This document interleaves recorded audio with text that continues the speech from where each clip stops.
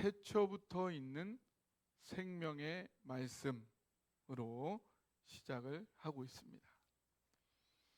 여기서 생명이 뭐냐는 지난주에 말씀을 드렸죠. 이 생명은 양보다 질이라는 거죠. 하나님이 말씀하시는 것은 양이 아니라 질이다. 여기서 질이 뭐냐? 그게 뭐냐? 뭐라 그랬죠? 하나님을 아는 거라. 근데 이 하나님을 안다는 것은 하나님은 사랑이다. 하나님의 사랑을 누리고 경험해서 점점 알아가는 것, 그것이 우리 신앙생활의 본질이라. 이거에 되면 교회가 일어나는 거고, 힘이 나는 거고, 생기가 돌아가는 거고, 재미가 있는 거라는 거죠. 우리가 다른 거를 바랄 필요가 없어요. 이게 되면 되는 거죠. 여러분 안에 이게 되면요, 다른 거, 여러분 친구분들 모셔오세요. 여러분이 재미지고 신나면, 여러분이 오지 말라고 해도 여러분 친구분들이 아마 따라온다고 그러지 않겠어요? 그러시면 오라고 하세요. 한 영혼이 죽게 돌아오면 하나님께서 얼마나 기뻐하시겠습니까? 거기에 나이가 무슨 상관이 있겠습니까? 여기에 어르신들이 가득 차면은 얼마나 좋겠습니까? 그런데 오늘 이 태초부터 있는 이 생명의 말씀, 태초부터 있는 이 생명의 말씀은 또 무엇이냐? 이게 뭘까요? 태초부터 있는 말씀을 알아보려면 이 태초로 가봐야겠죠? 태초로. 그럼 창세기 1장으로 가보겠습니다. 제가 몇 번 말씀을 드리긴 했지만 이 부분이 중요한, 우리 처음 기독교 신앙의 출발점이기 때문에 우리가 계속해서 묵상하고 더 깊이 이해해야 될 부분입니다. 창세기 1장 1절에 여러분 다 아시죠? 같이 읽어볼까요? 시작. 태초에 하나님이 천지를 창조하시니라. 2절 볼까요? 시작. 땅이 혼돈하고 공허하며 흑암이 깊음이 있고 하나님의 영은 수면 위에 운행하시니라. 3절이요. 하나님이 이르시되 빛이 있으라 하시니 빛이 있었고. 여기서 하나님이 이르시되 이거를 영어로 하면 뭘까요? 영어로 하면 God said라는 말이 된다는 거죠. 그런데 그렇다면 이 하나님이 말씀하신 빛이 있으라, 이 빛이 있으라는 말을 하나님이 한국말로 하셨을까요? 미국말로 하셨을까요? 예, 그 김원배 장로님이 찾아서 저한테 알려주셨는데 시편 19편에 보니까 언어가 없었다는 거예요. 그때 사람이 있어요, 없어요? 사람이 없으니까 언어가 있어요, 없어요? 언어가 없어요. 언어가 없는데 하나님이 말씀을 하셨다는 것이 무슨 뜻이냐? 그렇다면 여기서 말을 한다는 것은 우리 속에 있는 것을 밖으로 표현하는 거예요. 그래서 여기서 하나님께서 God said, 하나님이 말씀하셨다는 것은 하나님의 마음, 심정을 겉으로 드러내셨다, 표현하셨다, 실천하셨다. 이게 바로 창세기 1장 3절에 하나님께서 말씀하셨다는 그 뜻이라는 거죠. 그래서 여기서 하나님의 말씀이라는 것은 바로 하나님 심정의 표현, 실천, 나타남이라는 그런 뜻이 되는 거예요. 근데요, 하나님은 사랑이시잖아요. 근데 사랑은 가만히 있어요? 가만히 있지를 못해요. 가만히 있지를 못한단 말이에요. 이 사랑은. 어떻게 우리 어머니들이 가만히 있어요? 가만히 있지를 못하세요. 이 자식들을 사랑하니까 가만히 있지를 못하시는 거예요. 사랑은 계속 그 사랑을 표현하게 돼 있다는 거예요. 그러니까 사랑은 계속 실천하고 드러내고 그거를 표현할 수밖에 없는 거예요. 하나님은 사랑이시기 때문에 하나님이 계시면 하나님 사랑의 표현인 말씀이 항상 있게 된단 말이에요. 그렇기 때문에 이 말씀은 하나님과 같이 아주 태초부터 그 말씀이 하나님과 함께 있었다는 말이죠. 바로 이 말씀이 하나님 사랑의 표현이니까요. 그리고 이 하나님 말씀 안에는 이 하나님 사랑이 아주 듬뿍 풍성이 담겨 있다는 거죠. 하나님 사랑의 표현이니까요. 그렇기 때문에 이 말씀 안에는 하나님 사랑을 마음껏 경험하여 누려 알게 하는 영원한 생명, 질적인 생명, 하나님 생명을 누리게 하는 그 생명의 말씀이라는 그 말인 겁니다. 그런데요, 이 하나님의 말씀이 너무나 우리에게 그 하나님의 사랑을 알려주고 싶다 보니까 아예 그냥 인간의 육신을 입고 이 땅에 우리와 똑같은 인간의 모습으로 와버렸다는 거예요. 그분이 누구인가요? 그분이 바로 예수님이시라. 여러분, 이 사실을 믿으시나요? 이것이 우리의 믿음이고 우리의 신앙입니다. 이것이 나의 간증이요, 이것이 나의 찬송일세. 나 사는 동안 끊임없이 구주를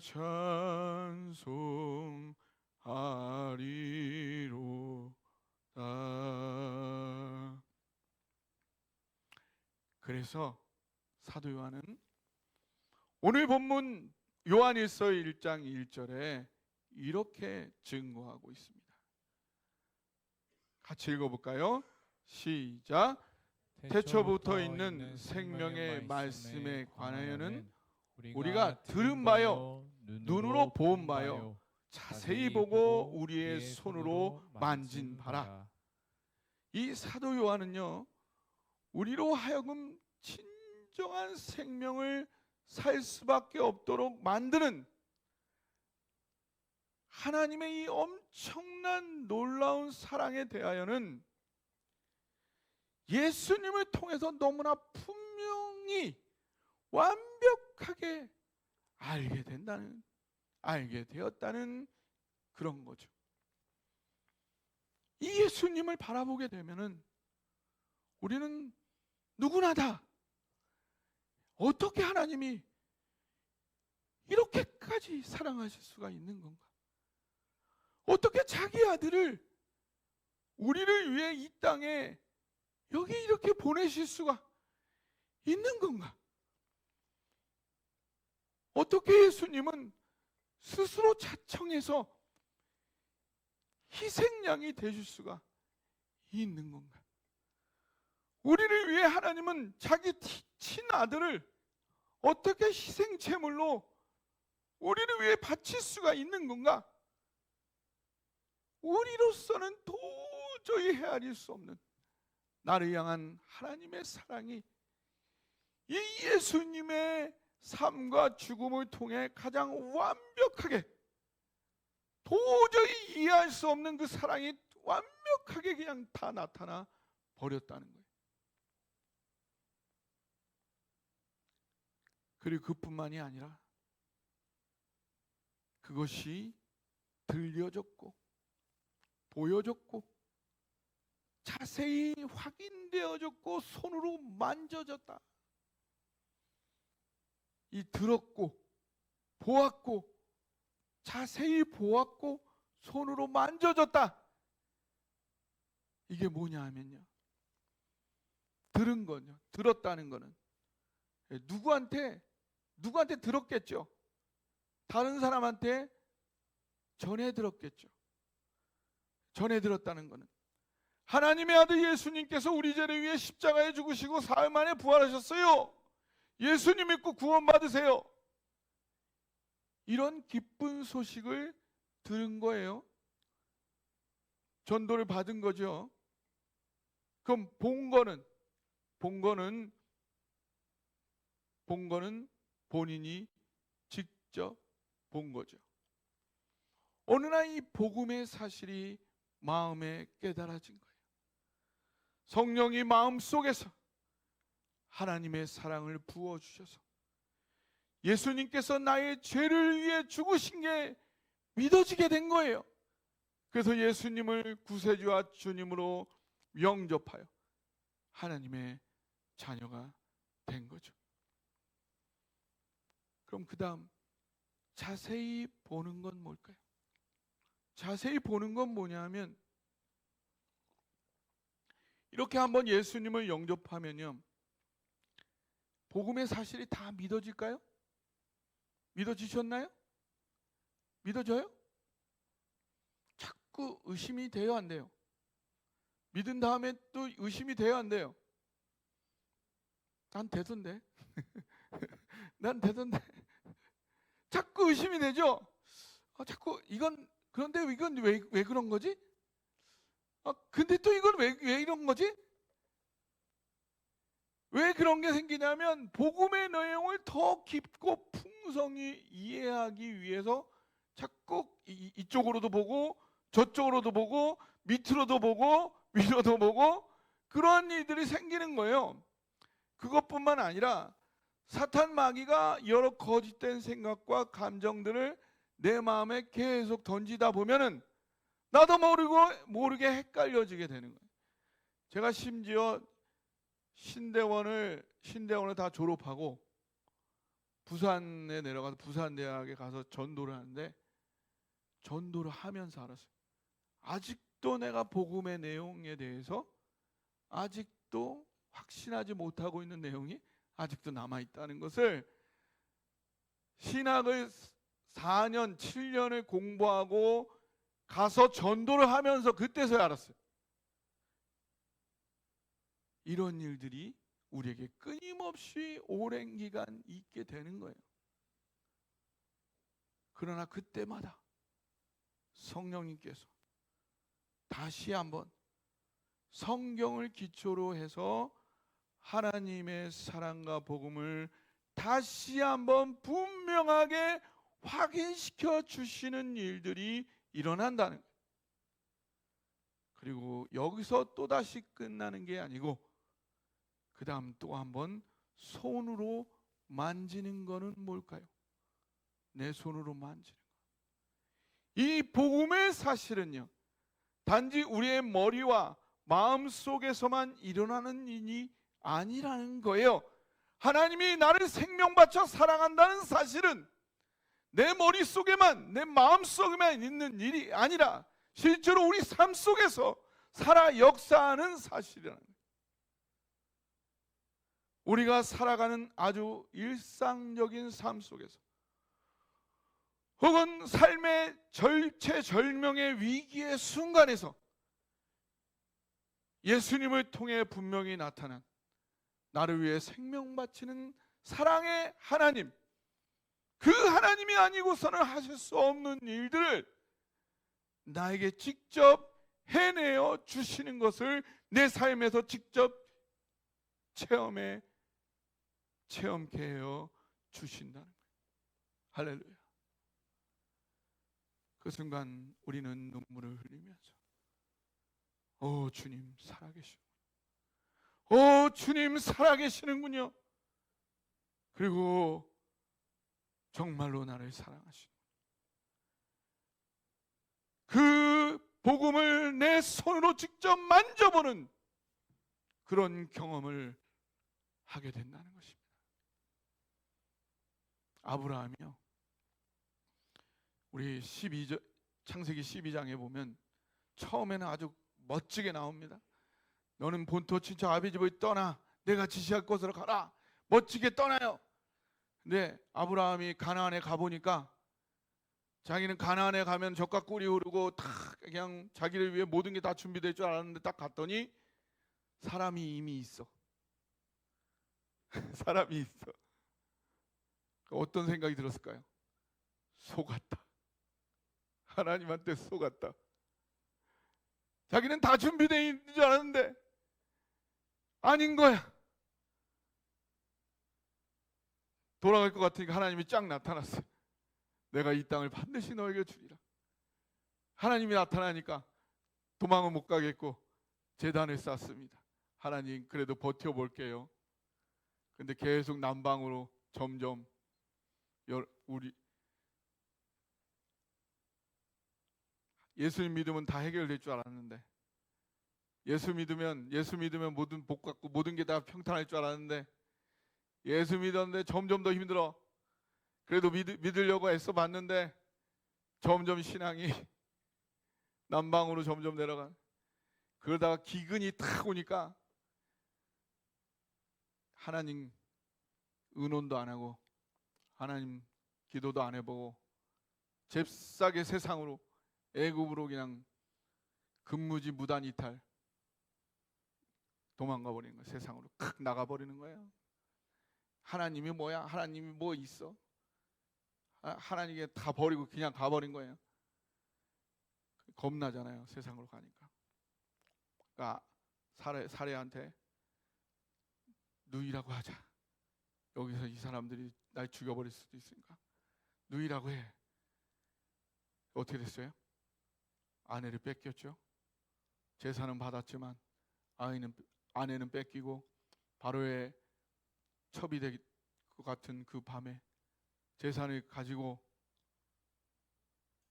하나님을 떠나서 결국은 아내를 뺏기고 재산만 얻고 그 순간 자기는 하나님을 떠났지만 하나님은 능력이 없는 무기력한 하나님, 자기를 돌아보지도 않는 무정한 하나님, 떠났던 그 아브라함, 그 밤에 하나님이 그 당시에 최고 권력이 이집트 하면 그 당시에 최고의 국가에서 최고의 최강국이었잖아요. 그 아브라함 한 사람을 위해서 하나님이 바로를 콱 눌러버려요. 온 바로의 집이 재앙 때문에 벌벌벌 떠는 거예요. 그러고서는 그 바로 왕이 바로 그 다음날 아브라함한테 와가지고 바짝 엎드리는 거예요. 잘못했다.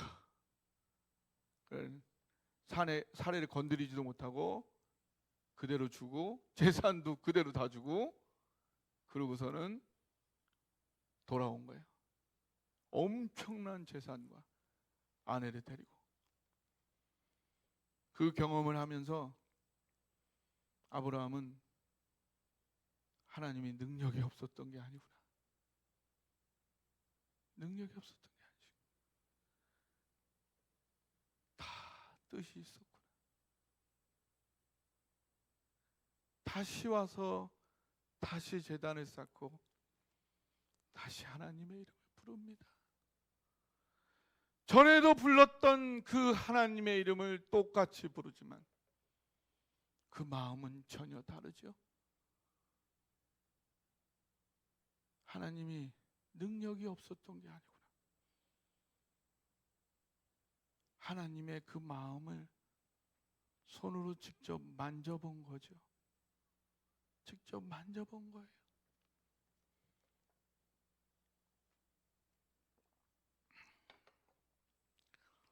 예. 그 만져본 경험이 우리에게 있단 말이죠.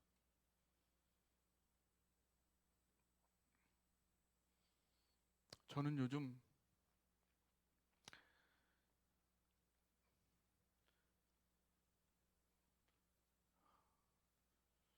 참 힘듭니다. 교회 일도 하랴, 사역도 하랴, 논문도 쓰랴, 참 일이 많습니다. 근데 하나님이 저를 중심으로 세계를 돌리고 계세요.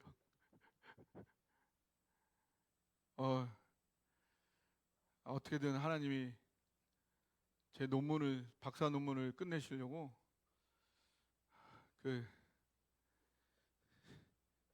제가 서둘러야 되는데 제가 사역하고 목회하느냐고 못하니까 5명의 그 심사위원 교수님들을 돌리세요. 예, 참 그분들이 더 안달이 났어요. 그래가지고 그분들이 보통 분들이 아니시거든요. 그분들이 다 서울대, 이대, 뭐 우리나라 최고 대학을 졸업하시고 다 세계적인 레벨에 있는 분이시거든요. 근데 그분들이 막 저 때문에 이 6월 달에 다 맞춰야 되는데 그분들이 더 제 논문을 위해 애쓰고 계세요. 저는 여전히 교회 사역해야 되고 또 대전 가서 사역해야 되고, 그분들은 그렇게 박사 논문 쓸 때 그렇게 안 하셨는데 저는 해야 되는데, 그러니까 그분들이 그걸 다 메꿔주세요. 오늘 저녁에 그 이대 그 한국 여성 연구원이라고 있는데, 이대 안에서도 진짜 똑똑한 여성들만 들어가는 거기, 그러니까 미국에서 유학도 하시고 그 오진철 목사님도 공부하시고 또 우리 김영복 집사님도 공부하신 그 학교 졸업, 거기서 박사학위 받으시고 그 한국 여성연구원에서 지금 교수하시는 그 교수님이 제 박사 논문을 끝내는 걸 도와주시기 위해서 오늘 저녁에 여기까지 와서 저를 지도해 주신다는 거예요. 제가 뭐 돈을 드리는 것도 없어요.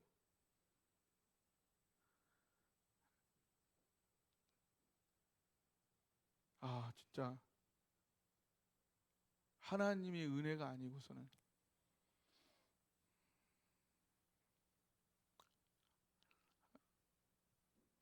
하나님이 나를 정말 긍휼히 여기시고 계시구나, 사랑하고 계시구나 라는 거를 삶 속에서 만져지는 거예요. 내가 나만이 느낄 수 있도록, 그 누구는 뭐라고 할지라도 나는 느낄 수 있도록 그거를 경험케 하신다는 겁니다. 그것을 경험한다는 거예요. 나를 향해 아무것도 아끼지 않으시는, 기꺼이 나를 위해 생명까지 바치시는 하나님의 사랑,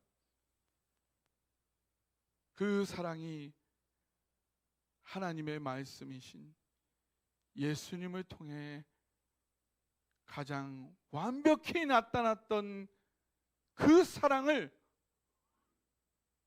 그게 멀리 있는 얘기가 아니라, 과거에 2000년 전에만 있는 얘기가 아니라 오늘 내 삶 속에서 다시 내 손으로 만질 수 있도록 오늘 내 삶에 다시 만져지도록 나타나 알게 된다는 것입니다. 이 고백이 여러분이 있으신가요? 이것이 신앙생활이고요. 이것이 영원한 생명이라고 사도 요한은 증거하고 있습니다. 오늘 2절 같이 한번 읽어보겠습니다. 시작. 이 생명이 나타내신 바 된지라. 이 영원한 생명을 우리가 보았고 증언하여 너희에게 전하노니 이는 아버지와 함께 계시다가 우리에게 나타내신 바 된 이시니라. 예수님을 통해 나타난 나를 향해 생명 바치는 하나님의 사랑, 그 사랑을 깨달아 누림이 영원한 생명이요 신앙생활입니다. 그리고 또 하나, 이 영원한 생명을 더욱 풍성히 하는 길이 하나 더 있어요. 그건 바로 내가 경험한 영원한 생명, 하나님의 사랑을 다른 믿는 자와 나누어 사귀는 거예요. 3절을 제가 읽어드리겠습니다. 우리가 보고 들은 바를 너희에게도 전함은 너희로 우리와 사귐이 있게 하려 함이니 우리의 사귐은 아버지와 그의 아들 예수 그리스도로 더불어 누림이라. 여기서 우리가 보고 들은 바를 너희에게도 전한다 할 때, 이 전한다는 건요, 안 믿는 자에게 전하는 게 아니에요. 믿는 자에게 전한다는 거예요. 그걸 어디서 알 수 있느냐 하면 이 사귐이라는 단어를 보면 알 수 있어요. 여기서 사귄다는 이 사귐은 헬라어로 코이노니아라는 단어가 있어요. 코이노니아. 따라해보세요. 코이노니아. 코이노니아. 예, 한두 번 들어보셨죠? 코이노니아. 이게 어떤 말이냐 하면은 이 그리스에 이 도시 국가들이 있는데 도시 국가들마다 아크로폴리스라는 광장에 모여가지고 도시 국가들마다 거기 모여가지고 맨날 그 모여서 거기서 이야기거리가 있단 말이에요. 맨날 어떤 도시 국가에서는 맨날 모이면은 거기서 사랑에 대해서 얘기를 하는 거예요. 또 어느 도시 국가에서 맨날 모여가지고 거기서 인생에 대해서 막 얘기를 하는 거예요. 몇 년 동안 거기서 사랑에 대해서만 얘기해요. 여기서 인생에 대해서만 막 얘기해요. 어떤 나그네가 지나가다가 어느 날 그 아크로폴리스에 가가지고 10년 동안 사랑에 대해서 얘기를 해왔는데 거기 중간에 들어가면은 그 이야기를 이해할 수 있어요, 없어요? 이해할 수 없죠. 10년 동안 사랑에 대해서 이야기해온 그 사람들만이 서로 통할 수 있는 그 코이노니아, 그게 바로 코이노니아란 말이에요. 오랫동안 함께 공유해온 사람들만이 통하는 사귐, 이게 코이노니아란 말이에요. 그 사람들만이 통할 수 있는 사귐, 이게 코이노니아인데, 오늘 사도 요한은 우리 기독교인들에게도 이런 코이노니아가 있다. 다른 사람은 통할 수 없어. 다른 사람은 이해할 수 없어. 근데 우리 기독교인들은 이걸 기독교인이라면 바로 오늘 만났더라도, 제가 2주 전에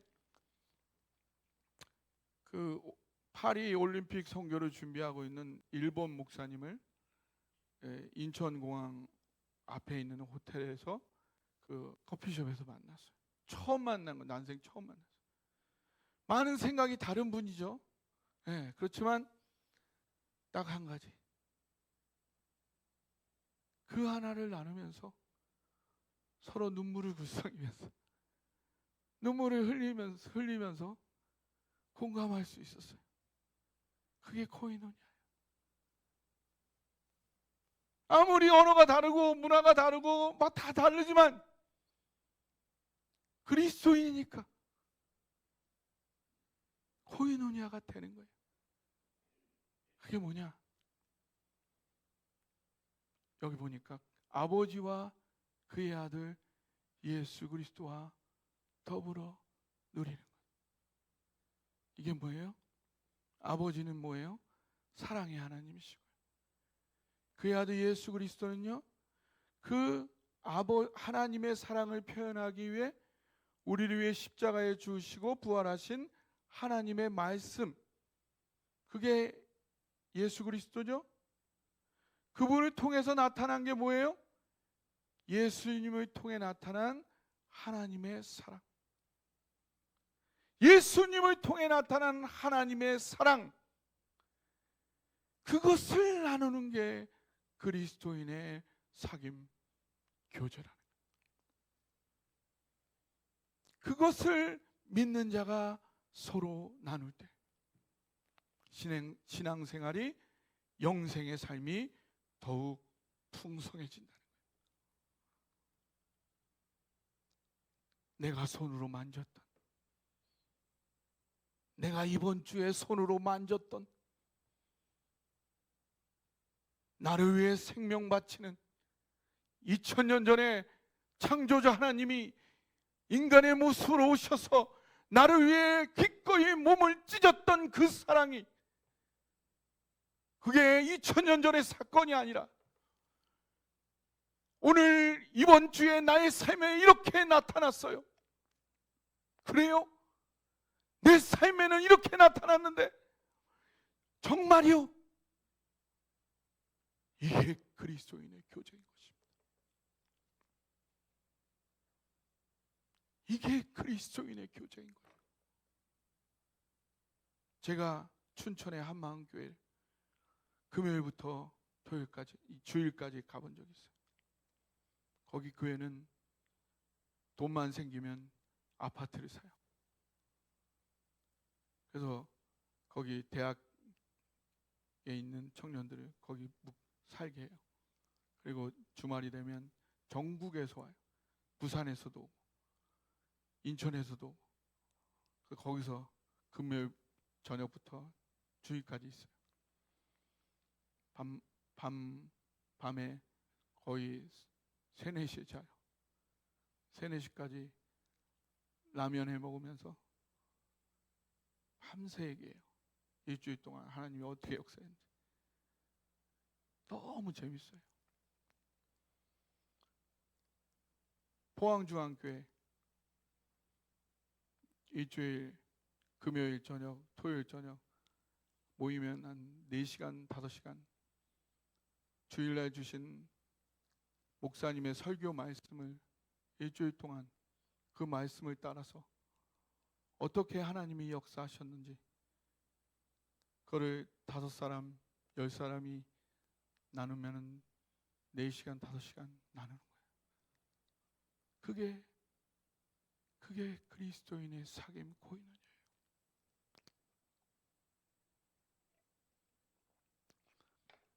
피자집에 가면 뭐가 맛있어야 되죠?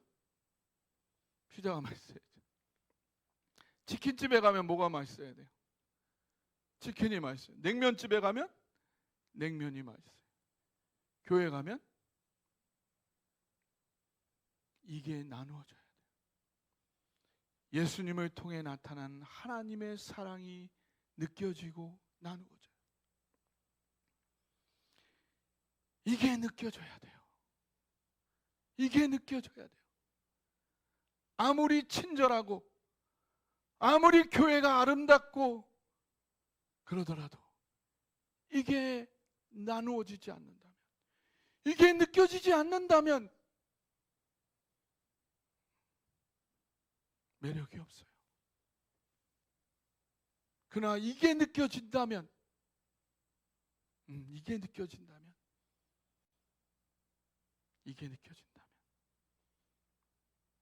거기에는 매력이 있어요. 그 어떤 것도 상관이 없어요. 이 신앙의 본질만 풍성하다면 하나님께서 가만히 내버려 두지를 않아요.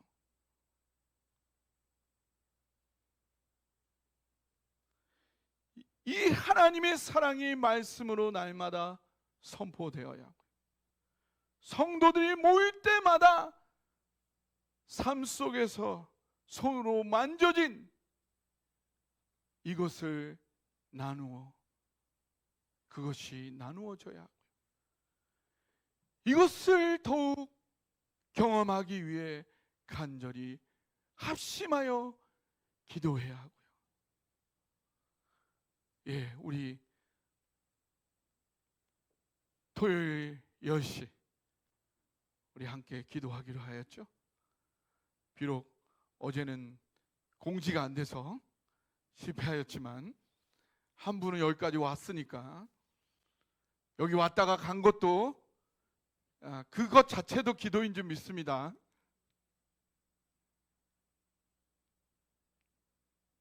예수님을 통해 나타난 이 하나님의 사랑을 풍성히 서로 나누는 그 성도의 교제가 더욱더욱 깊어지는 사랑동산교회 모든 성도 되기를 간절히 소망합니다.